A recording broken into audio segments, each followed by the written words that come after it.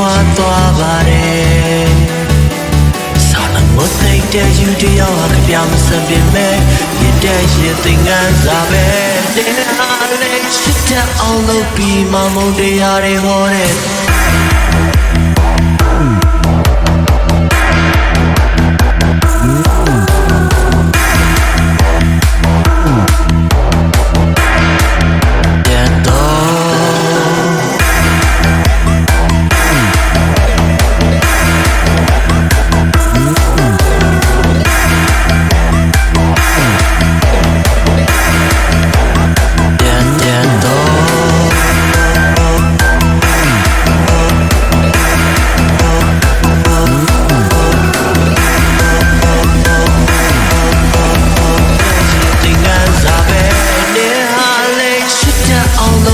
မမုန်းတရားတွေဟောတဲ့သူစိတ်တက်အောင်လုပ်ပြီးမှဖြည့်စေကိုမကြွေးတဲ့သူသား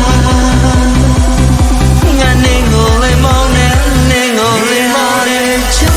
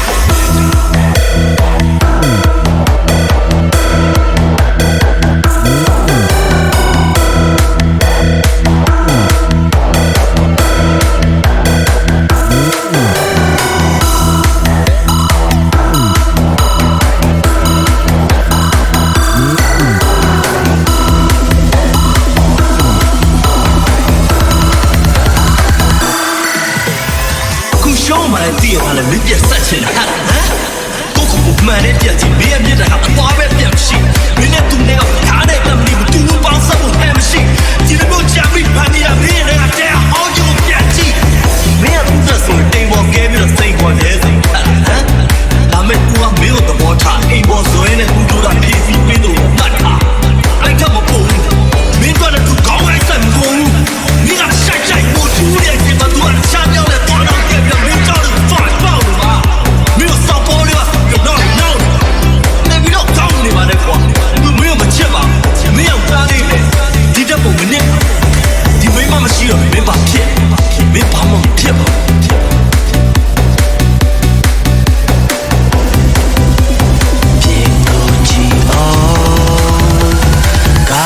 တစ်ခုပြောင်းနေတယ်